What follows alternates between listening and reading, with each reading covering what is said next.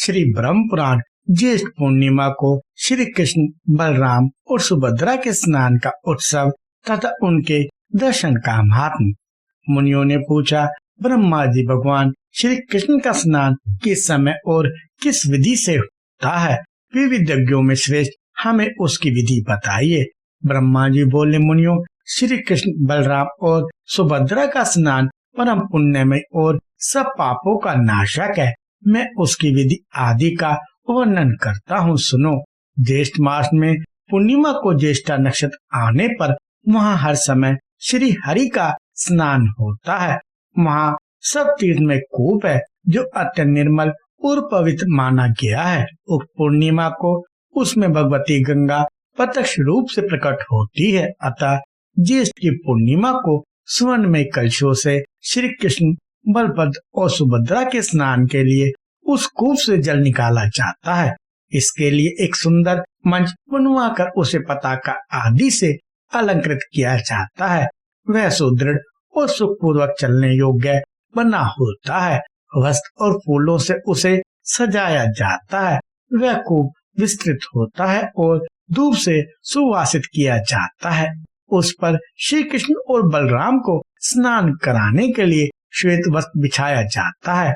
उसे सजाने के लिए मोतियों के हार लटकाए जाते हैं।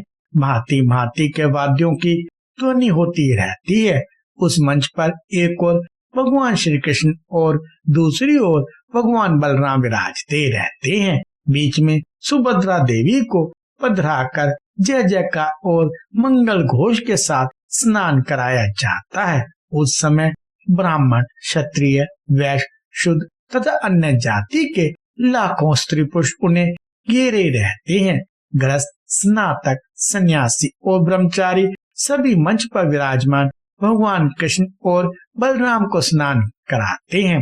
पूर्वक संपूर्ण तीर्थ अपने पुष्प मिश्रित जलों में पृथक पृथक भगवान को स्नान कराते हैं। फिर शंख, भेरी, मृदंग, झांझ और घंटा आदि वाद्यों की तुमुल ध्वनि के साथ स्त्रियों के मंगल गीत, स्तुतियों के मनोहर शब्द, जय जयकार, वीणारव तथा वेणुनाद का महान शब्द समुद्र की गर्जना के समान जान पड़ता है। उस समय मुनि लोग वेद पाठ और मंत्रोच्चारण करते हैं। सामगान के साथ भांति भांति की स्तुतियों के पुण्य में शब्द होते रहते हैं। यति, स्नातक, गृहस्थ और ब्रह्मचारी स्नान के समय बड़ी प्रसन्नता के साथ भगवान का स्तवन करते हैं। श्री कृष्ण और बलराम के ऊपर रत्न दंड विभूषित चवर डुलाए जाते हैं।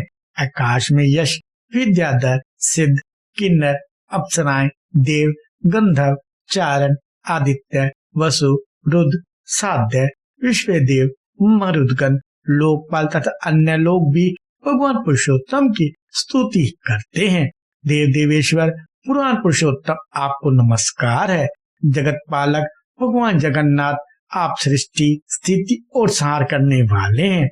जो त्रिभुवन को धारण करने वाले ब्राह्मण भक्त, मोक्ष के कारण भूत और समस्त मनोवांछित फलों के दाता हैं। उन भगवान को हम प्रणाम करते हैं। इस प्रकार आकाश में खड़े हुए देवता श्री कृष्ण, महाबली बलराम और सुभद्रा देवी की स्तुति करते, गंधर्व गाते और अप्सराएं नृत्य करती हैं। देवताओं के बाजे बजते और शीतल वायु चलती है। उस समय आकाश में उमड़े हुए मेघ पुष्प मिश्रित जल की वर्षा करते हैं। मुनि, सिद्ध और चारण जय जयकार करते हैं। तत्पश्चात देवतागण मंगल सामग्रियों के साथ विविध और मंत्र युक्त अभिषेक उपयोगी द्रव्य लेकर भगवान का अभिषेक करते हैं। इंद्र, सूर्य, चंद्रमा, धाता, विधाता, वायु, अग्नि, पूषा, भग, अर्यमा, त्विष्टा, दोनों पत्नियों से विश्वान, मित्र, वरुण, रुद्र, वसु, आदित्य, अश्विनी कुमार, विष्णुदेव, मरुदगण, साध्य, पितर, विद्याधर, पितामह, पुलत्स्य, पुलह, अंगिरा, कश्यप, अत्रि, मरीचि, भृगु, क्रतु, हर, प्रचेता, मनु, दक्ष, काल, यम, मृत्यु, यमदूत तथा अन्य अनेकों देवता भगवान का अभिषेक करने के लिए इधर उधर से आते हैं और स्वर्ण में कलशों में रखे हुए पुष्प मिश्रित आकाश गंगा के जल से श्री कृष्ण सुभद्रा तथा बलराम जी को स्नान कराते हैं तथा प्रसन्नता पूर्वक इस प्रकार उनकी स्तुति करते हैं। संपूर्ण लोकों का पालन करने वाले जगन्नाथ, आपकी जय हो, जय हो।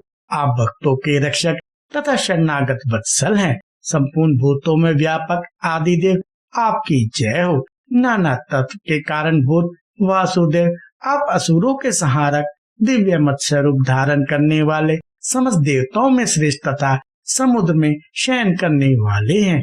योगीवर, आपकी जय हो, जय हो। सूर्य आपके नेत्र हैं तथा आप देवताओं के राजा हैं। वेदों में आप ही सर्वश्रेष्ठ बताए गए हैं। आपने कच्छ अवतार धारण किया था।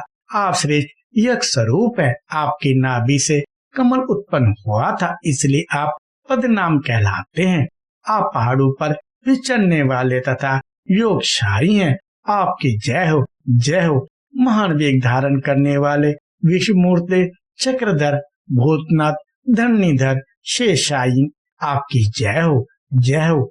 आप पीताम्बरधारी, चंद्रमा के समान कांतिमान, योग में वास करने वाले, अग्निमुख, धर्म के आवास स्थान, गुणों के भंडार, लक्ष्मी के निवास स्थान और गरुड़ वाहन है। आपकी जय हो, जय हो।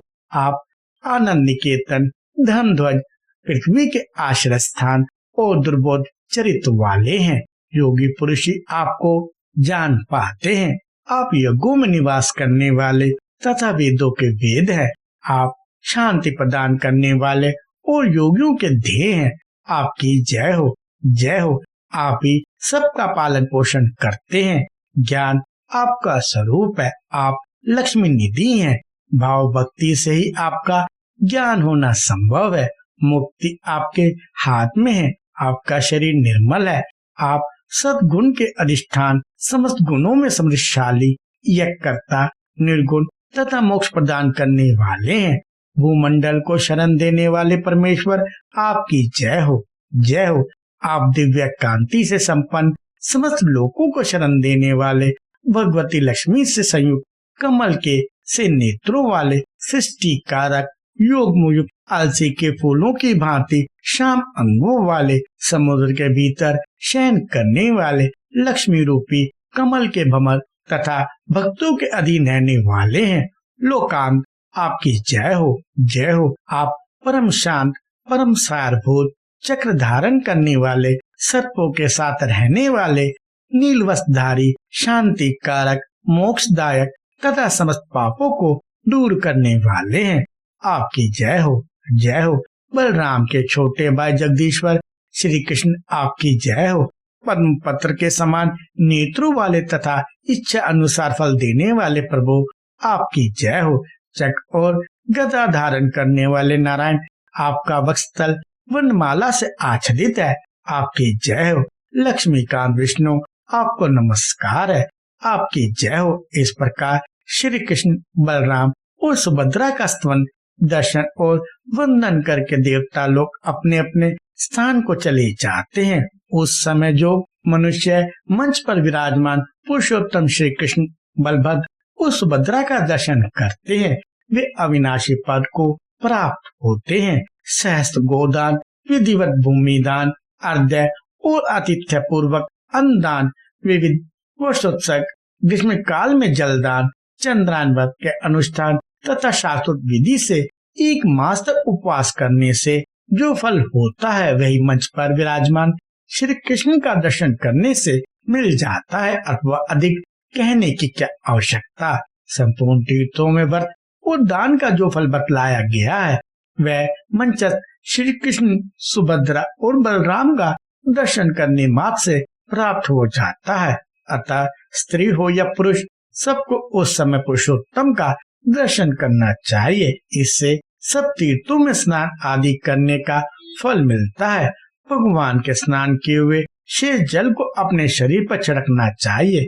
इससे पुत्र की इच्छा करने वाली स्त्री को पुत्र की प्राप्ति होती है। सुख चाहने वाली को सौभाग्य मिलता है। योगात नारी रोग से मुक्त हो जाती है और धन की अभिलाषा रखने वाली स्त्री को धन मिलता है। अतः भगवान श्री कृष्ण के स्नानावेश जल को अपने अंगों पर छिड़कना चाहिए। वह संपूर्ण अभिलक्षित वस्तु को देने वाला है। जो स्नान के पश्चात दक्षिणाभिमुख जाते हुए भगवान श्री कृष्ण का दर्शन करते हैं, वे निश्चय ब्रह्मत्य आदि पापों से मुक्त हो जाते हैं। शास्त्रों में पृथ्वी की 3 परिक्रमा करने का जो फल बताया गया है, वह दक्षिणाभिमुख यात्रा करते हुए श्री कृष्ण का दर्शन करने से प्राप्त होता है। अधिक क्या कहा जाए। वेद, शास्त्र, पुराण, महाभारत तथा समस्त धर्म शास्त्रों में पुण्य कर्म का जो कुछ भी फल बताया गया है, वह सब सुभद्रा के साथ दक्षिणाभिमुख यात्रा करने वाले भगवान श्री कृष्ण और बलराम का दर्शन करने मात्र से मिल जाता है। कृपया लाइक, शेयर और सब्सक्राइब करें।